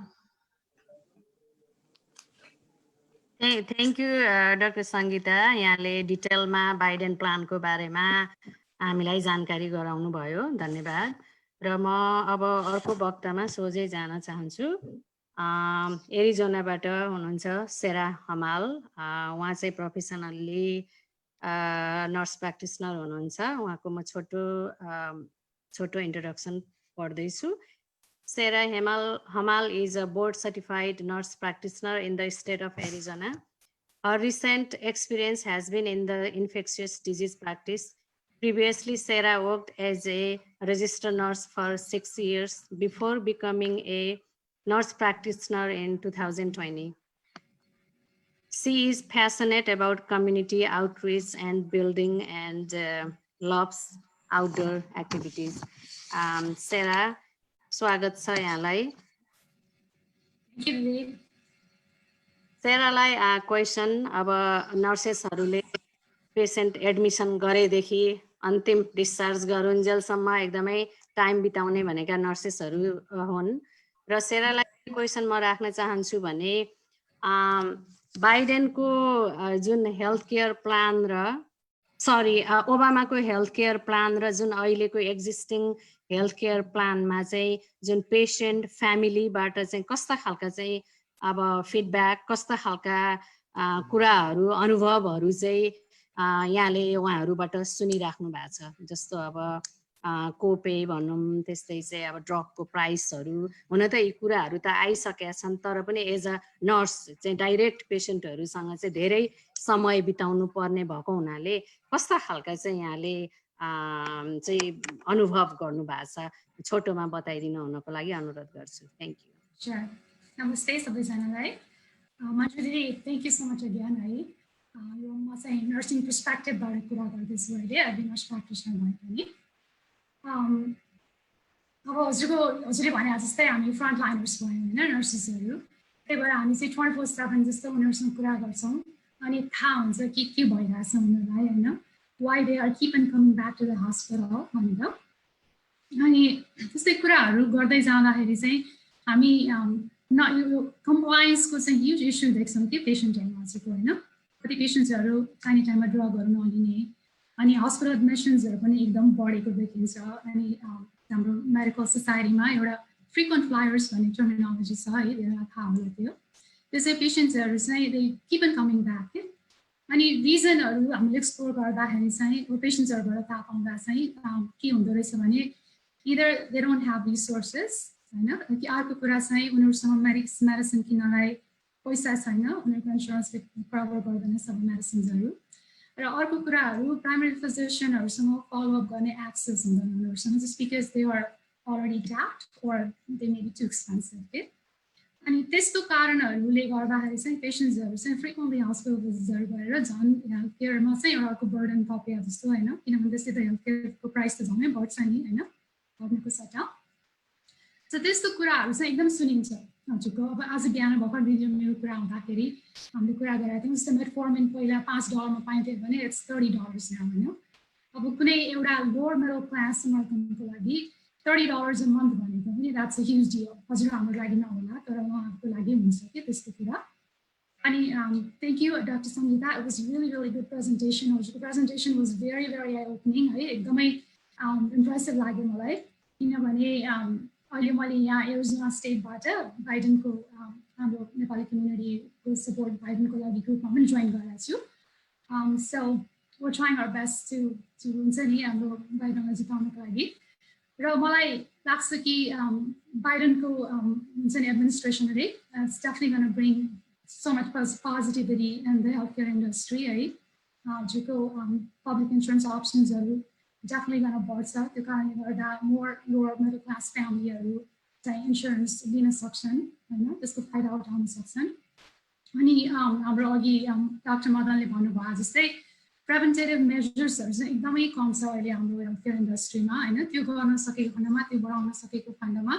मेरो विचारमा अझ हामीले health केयरहरू कस्टहरू पनि save गर्न सक्छौँ र हजुरको पेसेन्टको कम्प्लायन्सको रेटलाई पनि कम गर्न सक्छौँ त्यही भएर आम very hopeful that you know this will happen र हाम्रो हेल्थ केयर इन्डस्ट्रीमा चाहिँ पोजिटिभिटीहरू आउँछ भन्ने कुरामा म एकदमै विश्वास छु दिदी thank you again I appreciate it है अब धेरै कुराहरू यहाँ सुनिहालेँ धेरै टाइम नलिउँ thank you thank you Sera thank you एकदमै छोटोमा सबै जुन पेसेन्टहरूको अनुभवहरूलाई चाहिँ सँगालेको कुरा चाहिँ हामीले सुन्ने मौका पायौँ थ्याङ्क यू र म अब ढिला नगरिकन हाम्रो यो program organiser doctor Shyam Karki हाम्रो अन्तिम स्पिकर हुनुहुन्छ र उहाँको एकदमै अब उहाँको त यो छोटो चाहिँ इन्ट्रोडक्सन त दिइराख्नु पर्दैन अब दाइले चाहिँ यो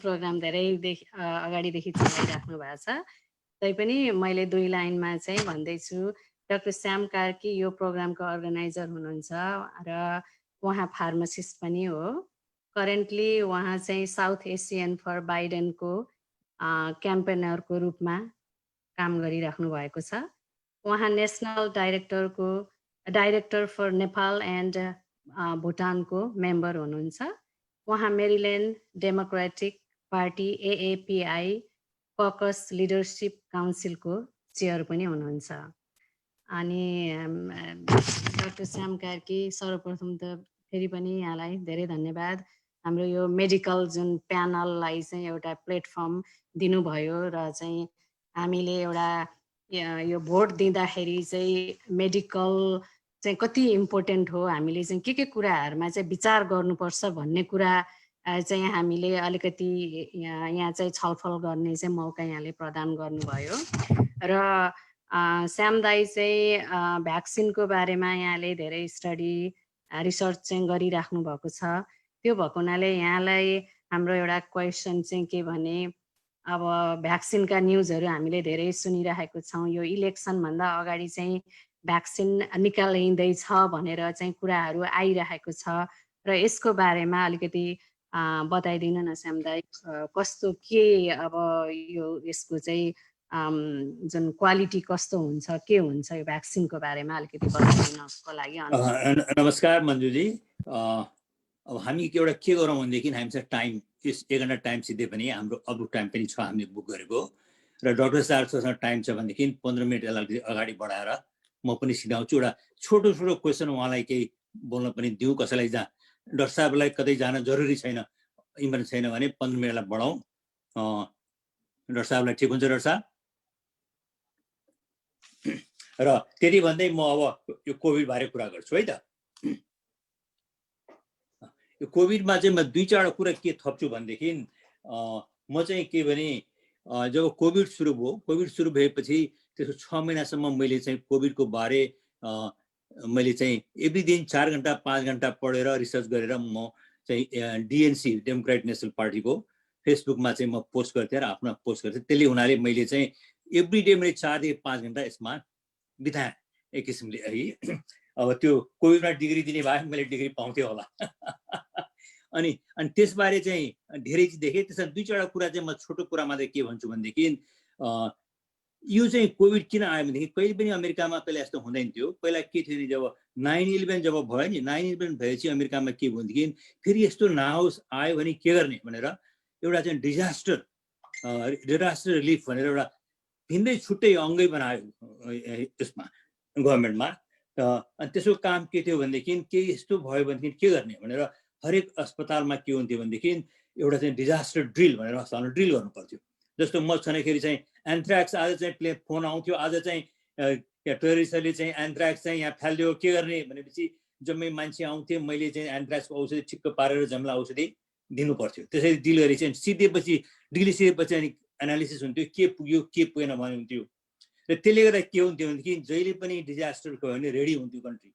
तर ट्रम्पले आएर के गर्यो भने त्यो एजेन्सी पनि निकालिदियो र ड्रिल गन पनि बन्द गरिदियो एक। अनि दोस्रोको के गर्यो भनेदेखि डिजिजहरू बाहिरबाट आउने हुनाले बाहिरको डिजिजलाई कसरी आउन नदिने भनेर उनलाई सिडिसीबाट एक्सपर्टहरू हरेक कन्ट्रीमा राखिएको हुन्थ्यो। जस्तो चाइनामा 20-30 जना थिए, अफ्रिकामा थिए। त्यही भए हुनाले जब इबोला आयो अफ्रिकामा आउन साथ तुरन्त थाहा पाएर तीको यहाँबाट एक्सपर्ट पठाएर इबोला यहाँ आउनै पाएन र हामीले त्यो सहनु परेन। तर अहिले चाहिँ के भयो भने त्यो जम्मै त्यो पनि ट्रम्पले खतम गरिदियो। र अर्को कुरा ट्रम्पले के भन्छ भने जहिले पनि भाषण गरेपछि ट्रम्पले के भन्छ भने मैले चाइनाको ट्राभल बन्द गरे हुनाले 5-10 लाख मान्छे मर्ने बन्द गरे भन्छ। अब ट्रम्प त अब हाम्रो डाक्टर साहब थाहा छ उसको पर्सनालिटी डिसअर्डर मान्छे, फटाक कुरा गर्न त्यसलाई कसले जित्ने। त्यसमा के भनेदेखि उसले जब चाहिँ त्यो ट्राभल ब्यान गर्यो, त्यो ट्राभल ब्यान गरे पनि त्यसमा एक्सेप्सन थियो। एक्सेप्सन के थियो भनेदेखि युनाइटेड स्टेट्स सिटिजन र ग्रिन कार्ड होल्डर तिनीहरूको फ्यामिली मेम्बरहरू चाहिँ आउन पाउँथे चाइनाबाट। त्यसले गर्दा 4 हप्तामा 40,000 मान्छे चाइनाबाट आए। र चाइनाबाट आएपछि तिनीहरूले त जति डिजिज ल्याए, क्यालिफोर्नियामा ल्याउने डिजिज जम्मै त उनीहरूले ल्याउनु ल्याइहाले। त्यसैले गर्दा चाहिँ ट्रम्पले त्यो ब्यान गरेर पनि केही फरक परेन एक। दोस्रो के भनेदेखि जति पनि डिजिज आयो यहाँ चाहिँ तपाईँको यो जेनेटिक कोड चाहिँ म्यापिङ गर्नेले के देख्यो भनेदेखि जति पनि यो कोभिड आए न्युयोर्कमा आयो, त्यो चाहिँ कहाँबाट आयो? युरोपबाट आयो। न्युयोर्कको वरपर ठुल्ठुलो एयरपोर्टहरू भएको 4वटा एयरपोर्ट भएको हुनाले जम्मै त्यहाँ आयो। र इनिसियल स्टेजमा चाहिँ के भनेदेखि जति पनि धेरै बढ्ता भए चाहिँ न्युयोर्कमा आएको र सबभन्दा बढ्ता मान्छे मरे पनि ती मरे भएको हुनाले त्यो भएको त्यो चाहिँ मैले क्लियर गरिदिएको। र त्यो पछि के भएको थियो भनेदेखि त्यसको त्यो डाक्टर साहबले भने जस्तै त्योमा पिपी पनि थिएन, केही पनि बेडसेड केही थिएन, मारामारी हाहु थियो। र जब 2 महिनापछि जब अलिअलि ठिक हुँदै आयो, त्यहाँ हुँदै आयो, त्यसपछि ट्रम्पले के गर्यो भनेदेखि फेरि अब चाहिँ यो चाहिँ ओपनिङ गर्नु पर्यो भनेर रिकमेन्डेसन अगस्तमा जम्मै पसल खोल्ने जम्मै गर्ने गरेर जबरजस्ती गरेर गरेपछि फेरि चाहिँ फर्केर आयो। र त्यो बेलासम्म मान्छे 50,000 पनि मरेको थिएन। र त्यो बेलामा के बनाएको थियो भने 60,000 मरेपछि सिरिन्छ बनाएको थियो। र ट्रम्पले फेरि रिओपनिङ गरेपछि अनि मर्ने चाहिँ 1 लाख 1.5 लाखमा पुग्यो। त्यति भएपछि फेरि के गर्यो भनेदेखि त्यहाँबाट जब फेरि सामसङ हुन थालेको थियो, फेरि स्कुल कलेज पनि खोल्नुपर्छ भनेर कराएपछि अनि कहाँ गयो? अब त्यसले गर्दा टेक्सास, एरिजोना, त्यसलाई कहीँ पनि त्यहाँ पुगेको थिएन। यो जम्मै कहाँ पुगेर अहिले चाहिँ हामी चाहिँ 2.25 लाख मान्छे मरिसके र फोरकास्ट अनुसार चाहिँ 4 लाख मर्ने छ। अनि म के भन्छु भने यो जम्मै जति पनि भएको छ जम्मै चाहिँ ट्रम्पको इन्कम्पिटेन्स र ट्रम्पको चाहिँ यो उसको आफ्नै तालको विचार, आफ्नो जुन डिसअर्डर छ उसको आफ्नै एभ्रिथिङ फर हिमसेल्फ उसले गरेको चाहिँ के भएको छ भने हामी अमेरिकाको सिटिजनहरू जम्मैले चाहिँ मर्नु परेको गरेको यो मर्या चाहिँ के छ भने भियतनाम वार, कोरिया वार, इराक वार जति सिपाही मरे त्यति भन्दा पनि बढ्ता चाहिँ यो कोभिडले मर्यो। र त्यो जम्मेको ज्यानको ब्लड चाहिँ म के भन्छु भने ट्रम्पको हातको लुकमा त्यो ब्लडले रङ्गिन्छ र Trump is the one who is responsible for all this. त्यो चाहिँ हामीले बिर्सनु हुँदैन। तर अझै पनि अब ट्रम्प कस्तो छ भनेदेखि जब उसलाई आफैलाई यो डिजिज लाग्यो नि, लागेर चाहिँ गएपछि मान्छेले के भनेको थियो भनेदेखि ए ट्रम्पलाई भयो अब त ट्रम्पले चेत्यो अब त राम्रो हुन्छ भन्ने थियो। तर ट्रम्पले कहाँ त्यसो उसको त विचार थिङ्किङै भिन्न छ। उसले के भन्यो अब त मलाई डिजिज भइहाल्यो अब म त इम्युन भइहालेँ मलाई यो रोग आउँदैन अब म त मजाले झन् हुलहरू ल्याउँछु भनेर आज उहाँ साउथल्यान्डबाट बोल्यो। अब भोलि उहाँ फ्लोरिडा जाँदैछ। अब कयौँ मान्छे मार्छ। यो तालले के भने अहिले चाहिँ फोरकास्ट अनुसार जनवरी 1 4 लाख मान्छे मर्छ भनेको छ। अब त्यसैले चाहिँ के भन्छ भने जति जति छ नि जम्मै चाहिँ ट्रम्पको इन्कम्पिटेन्स, ट्रम्पको चाहिँ everything politics, everything for myself, मैले इलेक्सन जित्नै पर्छ भनेको हुनाले हामी जम्मै मान्छेले यो कोभिडको चाहिँ हामीले प्राइस तिरिरहनु परेको छ। र त्यो चाहिँ के भनेदेखि किनभने ऊ साइन्टिस्टको कसैको पनि कुरा सुन्दैन, ऊ आफ्नै कुरा मात्रै सुन्छ र उसलाई इलेक्सन जित्नु छ, इलेक्सन जित्नको लागि उसले भन्न चाहन्छ इकोनोमी ल्याए पनि हुन्छ भन्न चाहन्छ। अब म चाहिँ तपाईँको भ्याक्सिनमा जान्छु है त।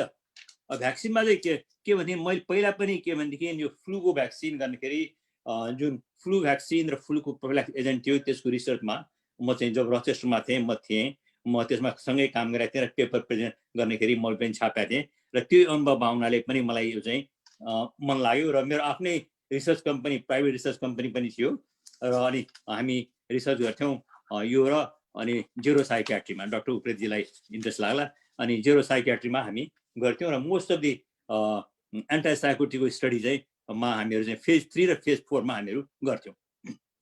अब भ्याक्सिनको बेलामा चाहिँ के भएको छ नि अब भ्याक्सिन त चाहिँ एकदम चाँडै बनाउनु पर्यो भनेर आयो। अहिले भ्याक्सिन चाहिँ संसारभरिमा गएर अहिले मोर देन 120 भ्याक्सिनहरू ठाउँ ठाउँ बन्दैछ। त्यसमा जब हामी अमेरिकामा मात्रै कुन भ्याक्सिन बन्दैछ भन्ने कुरा गरौँ, अमेरिकामा चाहिँ अहिले खास चाहिँ 4वटा भ्याक्सिन आइरहेको छ। 4वटा भ्याक्सिन जम्मै फेज 3 ट्रायलमा छ। फेज 3 ट्रायल भनेर चाहिँ के भने सानो पपुलेसनमा इज इफेक्टिभ, तर ठुलो पपुलेसनमा चाहिँ यो चाहिँ इफेक्टिभ हुन्छ हुँदैन र यसले साइड इफेक्ट आउँछ भनेर गर्दछन्। र त्यसको लागि चाहिँ के भने 15,000 भ्याक्सिन दिएको 15,000 प्लासिबोमा हरेकमा गर्नुपर्छ। त्यसरी त्यो अहिले भइरहेको छ। एउटा जानसेन भन्ने ठुलो कम्पनी जुन छ जानसेनको चाहिँ जनसन एन्ड जनसनले जानसेनलाई ओन गर्छ, त्यो कम्पनीले चाहिँ रिकम्बिनेन्ट भ्याक्सिन भनेर उसले 3rd फेज सुरु गर्यो। त्यस्तै मोडर्ना र अक्सफोर्ड युनिभर्सिटीको चाहिँ कम्बिनेसनमा अर्को एउटा भ्याक्सिन भइरहेको छ। त्यो चाहिँ एमआरएनएमा बेस्ड भ्याक्सिन, त्यसलाई एमआरएनए 1273 भन्ने नाम छ। त्यो पनि 3rd फेजमा गइरहेको छ। अब त्यस्तै अर्को चाहिँ फेरि एस्ट्राजेनेकाले बनाइरहेछ, त्यो पनि 3rd फेजमा छ र अनि फाइजरले बनाएको पनि 3rd फेजमा छ। जम्मै 3rd फेजमा गइरहेछ र 3rd फेजमा गएपछि के हुन्छ भने चाहिँ उनीको 30,000 पेसेन्ट गर्न परे पनि अक्सर चाहिँ ट्रेड चाहिँ के भन्छ 5,000 10,000मा पुगेपछि एकताल फेरि स्टडी एनालिटिक गरेर हेर्छन्। त्यहाँ राम्रो भयो भने त्यो स्टडी कन्टिन्यू हुन्छ, नराम्रो भयो भने अब it's not worth spending money भनेर बन्द गर्छन्। अब डर के थियो भने 5,000मा आएपछि त्यो जुन रिपोर्ट सबमिट गर्छ ट्रम्पले चाहिँ अब भयो यसलाई चाहिँ बजारमा पठाइदियो भन्दा भने ठुलो डर भएको थियो र मैले पनि त्यो बारे लेखेँ र ठुलो यहाँ साइन्टिफिक कम्युनिटीले लेखे हुनाले एफडिएले एउटा के बनायो भनेदेखि भ्याक्सिनको चाहिँ एप्रुभ गर्नलाई एउटा इन्डिपेन्डेन्ट एउटा एक्सपर्ट कमिटीले एप्रुभ गर्नुपर्छ बनायो। त्यो बनाएपछि फेरि ट्रम्पले चाहिँ यो भ्याक्सिन बनाउनलाई अवेर गर्न लाग्यो भनेर फेरि उसो बानी गराउने ऊ कराइरहेछ अहिले अझ पनि कराइरहेछ। र अहिलेको तालले चाहिँ के भने भ्याक्सिन यही तालले भने मेरो जना भ्याक्सिन चाहिँ एराउन्ड अप्रिलतिर आउँछ होला, किनकि भ्याक्सिन पहिला प्रुभ गर्नु पर्यो, इफेक्टिभ हुनु पर्यो, त्यहाँबाट मिलियन डोज ल्याउनु पर्यो। त्यसो गर्दा चाहिँ मेरो विचारमा भ्याक्सिन आए पनि अप्रिलतिर आउँछ र अझै पनि भ्याक्सिनमा चाहिँ 1 डोज दिए पुग्छ कि 2टा डोज दिनुपर्छ त्यो चाहिँ अझै छ। जम्मा 4वटा भ्याक्सिनमा एउटा भ्याक्सिन मात्रै 1 डोजले पुग्छ, अरू भ्याक्सिन चाहिँ 2टा डोज दिनुपर्छ। त्यस्तै त्यो भ्याक्सिन दिएपछि कति महिना भ्याक्सिन पुग्छ त? जस्तो फ्लू भ्याक्सिन चाहिँ 6 देखि 9 महिना अट्छ। यो भ्याक्सिन चाहिँ जिन्दगीभरको भ्याक्सिन हो कि 3 महिनाको भ्याक्सिन हो त्यो हामीलाई थाहा छैन। र अनि यो भ्याक्सिन चाहिँ फेरि के भने यङलाई कति दिने, एल्डरलाई कति दिने, जम्मै कुरा यति कुरा जान्नु बाँकी छ कि यो भ्याक्सिन चाहिँ अक्सर भ्याक्सिन बनाउनलाई चाहिँ 4 देखि 10 वर्ष लाग्नेमा अहिले एकदम गरेर पनि 1.5 वर्षमा आयो भने साह्रै ठुलो हुन्छ। र त्यसैले चाहिँ म भन्छु अब भ्याक्सिन चाहिँ मोस्ट प्रोबेबली मार्च अप्रिल नभइकन भ्याक्सिन आउँदैन, त्योभन्दा अगाडि आउँदैन। अब अलिकति उहाँलाई अलिकति कुरा डाक्टर साहबलाई फेरि एउटा क्वेसन सोधेर पठाउने हो, मिल्छ? टाइम छ? एउटा क्वेसन सोध्ने जरुरी डाक्टर साहबलाई सानो। अब हजुर दाइले भन्नु अब उहाँहरूको टाइम छ भने मेरो त टाइम छ यहाँ। टाइम छ भने हजुर डाक्टर साहबको टाइम छ एउटा हजुर हाम्रो डाक्टर मदन उप्रेतीलाई उहाँ चाहिँ अब हुनुभएको हुनाले अब अहिले यो मेन्टल हेल्थ चाहिँ एकदमै यो ग्लोबल हेल्थ यो साह्रै ठुलो चाहिँ प्रब्लम भइरहेछ। यो कोभिड-19 को पृष्ठभूमिमा रहेर यो इलेक्सनले मेन्टल हेल्थको एरियामा कस्तो इम्प्याक्ट पारेको छ डाक्टर मदन अलिकति उहाँलाई अर्को एउटा सानो पनि छपौँ है। हजुर हाम्रो अमेरिकामा चाहिँ के भने थुप्रो यो चाहिँ म्यासाकर जस्तो ठुल्ठुलो चाहिँ ग्रुपले चाहिँ गन हुन्छ नि, त्यो चाहिँ मेन्टल हेल्थ भएको हुनाले मेन्टल गन किन्नुभन्दा अगाडि मेन्टल हेल्थको चाहिँ सर्टिफिकेट चाहिने कि नचाहिने के होला भनेर उहाँको विचार एज ए साइकियाट्रिस्ट उहाँको विचार बुझ्न चाहन्छु म। हजुर धन्यवाद डाक्टर कार्की पनि र तपाईँले एकदमै राम्रोसँगले भन्नुभयो कि यसको मिसम्यानेजमेन्ट कसरी भएर कोभिडको किन यस्तो विकराल स्थिति आयो भनेर। यसबाट के प्रश्न हुन्छ भने एउटा मात्रै फेलियर होइन, फेलियर आफ्टर फेलियर अहिले पनि भइरहेको छ, आजै पनि भइरहेको छ। लिडरसिपलाई फेल भइरहेको छ आज पनि के। अब बिरामी भएर हस्पिटलबाट निस्केर आएपछि दिएको स्टेटमेन्टमा अब कोभिडसँग डराउने होइन, सबैजना निस्क्यो बाटोमा निस्केर लडाइँ खेलौँ भन्ने जस्तो किसिमको कुरा गरेको छ। अब कसरी चाहिँ यो कन्ट्रोल हुन्छ होला आई डोन्ट नो। यो हाम्रो कहिले कहिले नेपालमा पनि नेताहरूको बिजोगको कारणले गर्दाखेरि पशुपतिले जगाएको देश भन्थे, यहाँ पनि त्यही स्थिति होला जस्तो छ। यो त तपाईँको फिल्ड वर्डर छ। यो त के भनेदेखि एनपिडी भएको मान्छेले त्यसो गर्छ भने तपाईँको फिल्ड हो नि यो त होइन। म त अस्ति उसको जुन स्टेटमेन्ट आएको थियो आई वाज सिरियसली थिङ्किङ कि उसलाई स्टेरोइडको कारणले गर्दाखेरि चाहिँ एउटा म्यानिक एपिसोड भएको छ कि उसको बोल्ने स्टाइल र उसले प्रेजेन्टेसन जुन गरिरहेको थियो त्यसमा चाहिँ स्टेरोइडको धेरै डोज भएपछि मेनिया हुन्छ अनि रियालिटीबाट बाहिर आउँछ। त्यो मान्छे जे पाए त्यही बोल्न थाल्छ। त्यो भएर चाहिँ उसले बोले हगि जस्तो लागेको थियो मलाई। त्यो प्लस अर्को नार्सिसिस्टिक पर्सनल डिसअर्डर भावनाले पनि जम्मै चाहिँ त्यसले गर्छ एक्सप्लेन गर्छ कि भन्ने छ। एक्ज्याक्टली अब सधैँ नै त्यस्तो देखिरहन्छ। तर यो चाहिँ जे भएको थियो अलिक बढी एक्सट्रिम, उसको जुन पर्सनालिटीबाट पनि उसको लागि पनि एक्सट्रिम हो क्या हाम्रो जुन स्ट्यान्डर्ड। र जुन प्रश्न अहिले मन्जुदीले सोध्नुभयो कोभिडको समयमा मेन्टल हेल्थको सिचुएसन के छ, अस्ति भर्खरै चाहिँ डिपार्टमेन्ट यो ह्युमन सर्भिस स्टेट डिपार्टमेन्टको चाहिँ के अरे हेल्थ एन्ड ह्युमन सर्भिस छ नि हेल्थ डिपार्टमेन्टको, त्यसले चाहिँ रिपोर्ट निकालेको छ 30 to 40% अहिले चाहिँ यो कोभिडको कारणले गर्दाखेरि चाहिँ पहिलाको भन्दा प्रिभिलेन्स रेट चाहिँ बढेको छ। भन्नुको मतलब पहिला चाहिँ 100 जना मान्छे कम्युनिटीमा हुन्थ्यो भने अहिले 140 जना मान्छे चाहिँ एन्जाइटी र डिप्रेसन पर्टिकुलरली त्यो चाहिँ बढाएको छ। त्यसले गर्दा एक्सेसिबिलिटी कसरी बढाउने भनेर विशेष गरी मेन्टल हेल्थ प्रोफेसनलहरूलाई चाहिँ अलिकति बजेट छुट्याएर चाहिँ काम गर्दैछ। अस्ति भर्खर मलाई इमेल आएको थियो यसको बारेमा 2 दिन अगाडि नै। त्यसले गर्दा यो डेफिनेटली अब यो कोभिडको कारणले पनि अब यो इलेक्सनमा अब यस्तो छ नि, जब मान्छेलाई एन्जाइटी हुन्छ, जब गाह्रो हुन्छ, देश विकराल स्थितिमा पुगेको छ, यतिखेर हामीले हेर्ने भनेको कसलाई हो? हामीले हेर्ने भनेको लिडरसिपलाई हो। लिडरसिपले चाहिँ के रोल प्ले गरिरहेको हुन्छ, हामीलाई राम्रो खालको भ्याक्सिन ल्याउँछ कि ल्याउँदैन, कहिले ल्याउँछ र उसले बोलेको कुरामा कति सत्यता छ, त्यो कुरा हामीले जान्नु एकदम जरुरी हुन्छ।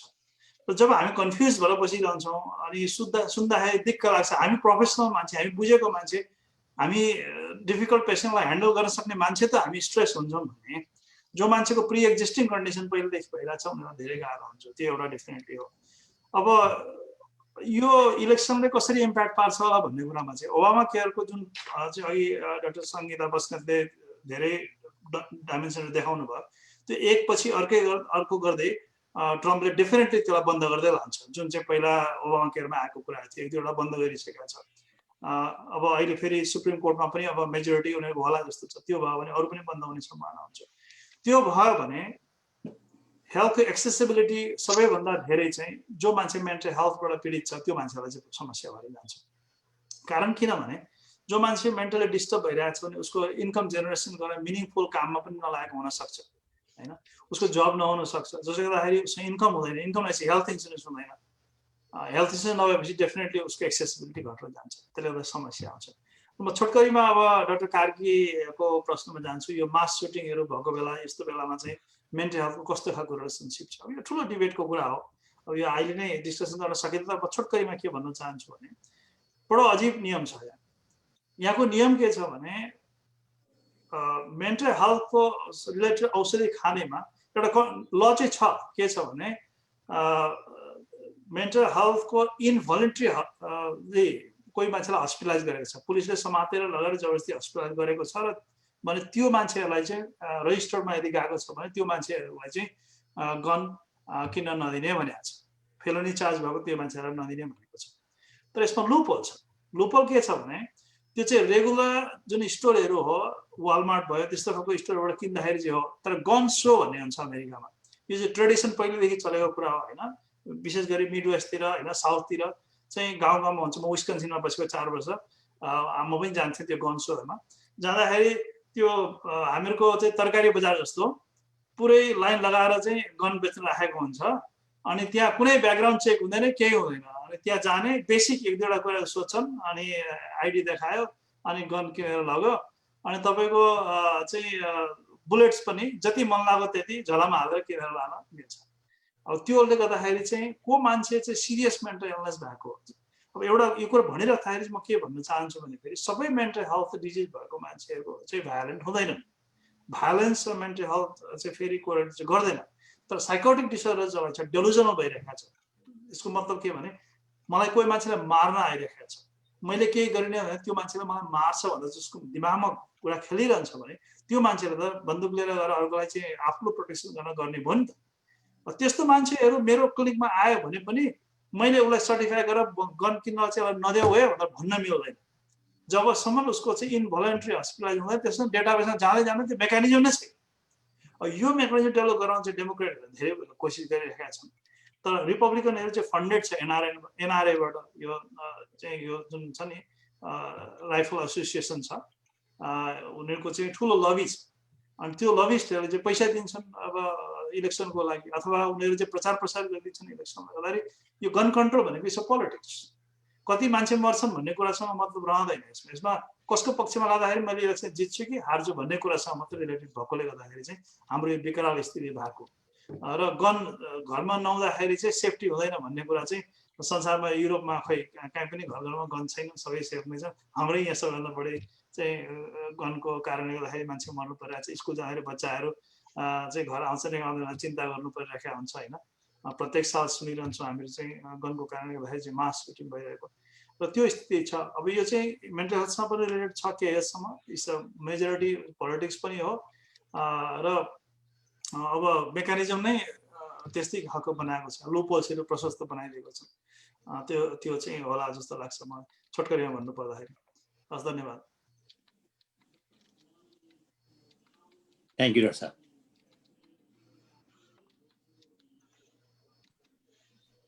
प्रकाश डाक्टर साहबलाई के जम्मै डाक्टर साहबले एउटा के सोध्ने कि क्वेसन सानो सानो? हजुर,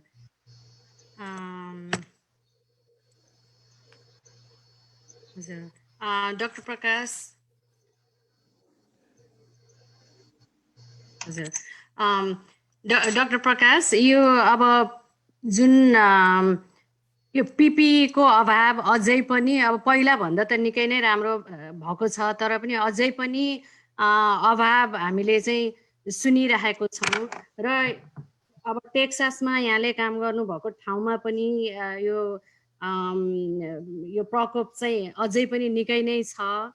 र अलिकति यहाँले चाहिँ हुन त अघि पनि बताइसक्नु भयो यहाँले होइन, अझै यसलाई चाहिँ कसरी चाहिँ प्लान गर्दाखेरि चाहिँ यो चाहिँ राम्ररी चाहिँ कन्ट्रोल गर्न सकिन्थ्यो। अनि एउटा हामी मेडिकल प्रोफेसनललाई पनि धेरै हामीले चाहिँ प्रब्लमहरू चाहिँ भोगिराख्नु भएको छ, त्यो कुराहरूमा अलिकति प्रकाश गरिदिनुहोस् न।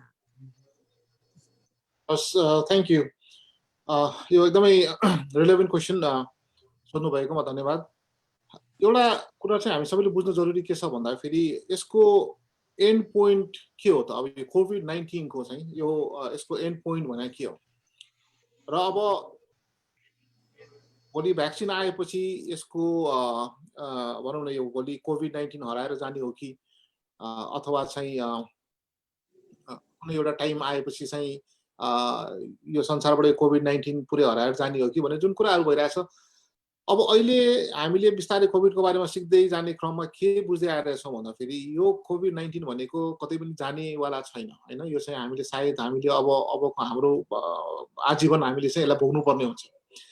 तर के भन्दाखेरि यसलाई चाहिँ नियन्त्रण गरेर यसलाई चाहिँ एउटा लेभलमा चाहिँ राखेर सेफ तरिकाले चाहिँ बाँच्न सकिन्छ कि भन्ने कुरा हो। अब भ्याक्सिन दिएर कति जोगिन्छ, कति प्रोटेक्सन हुन्छ, अथवा एकचोटि रोग लागिसकेका मान्छे कति प्रोटेक्सन हुन्छ भन्ने कुरा पनि त्यो पनि एउटा चाहिँ ठुलो क्वेसन मार्क छ। अब हामीले हुन त अहिलेसम्म अफिसियली मैले थाहा पाएको अनुसार जम्मा 1 जना मान्छे हङकङमा चाहिँ 1 जना मान्छेलाई रिइन्फेक्सन भयो भन्ने सुने हो।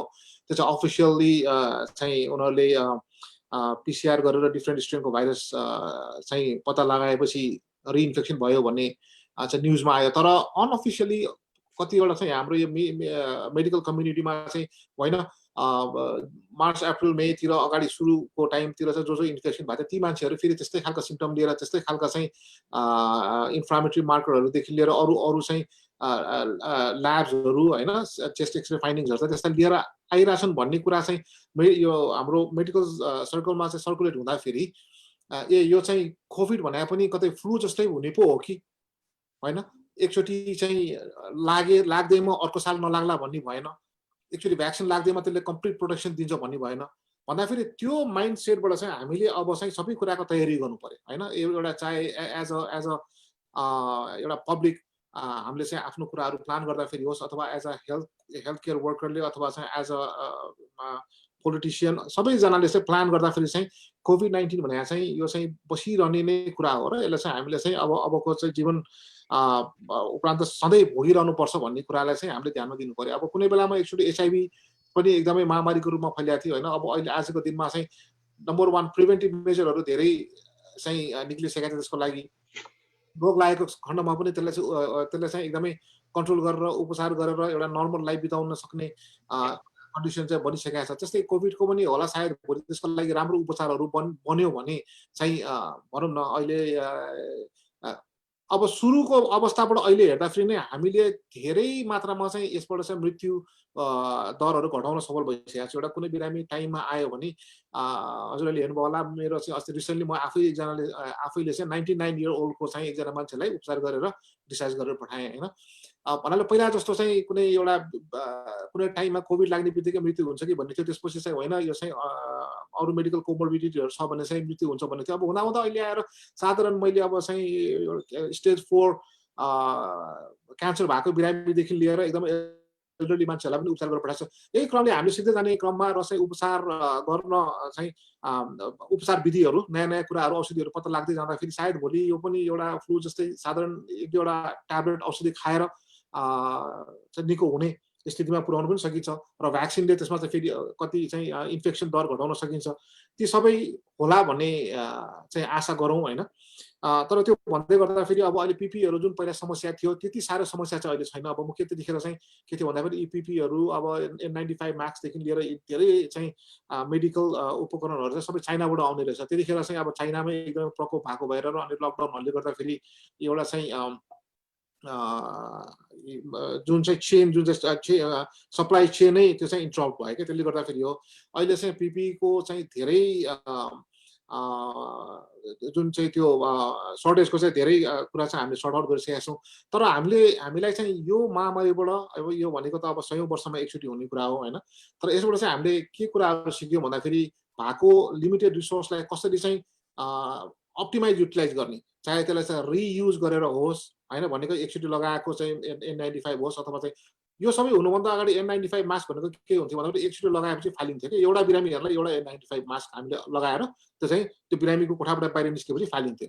त्यस्तै चाहे त्यो गाउन होस् चाहे ग्लोभ्स होस्, हरेक कुरा चाहिँ एकचोटि लगाएपछि एउटा बिरामी हेरेपछि फालिन्थ्यो भने हामीलाई चाहिँ यो एकदमै सिभियर सर्टेजको बेलामा चाहिँ N95 एउटा N95 हामीले चाहिँ विभिन्न तरिका अप्नाएर सेफ तरिकाबाट यसलाई चाहिँ रियुज गरेर 1 हप्तासम्म लगाउने पनि गर्यौँ होइन। दिनभरि लगाएर त्यही एउटा मास्क लगाएर चाहिँ 10औं बिरामी हेर्ने स्थिति पनि आयो। तर यसबाट हामीले धेरै पाठहरू पनि सिक्यौँ अब चाहिँ। तर अब जहाँसम्म लाग्छ मलाई पिपीको त्यस्तो धेरै सर्टेज नहोला।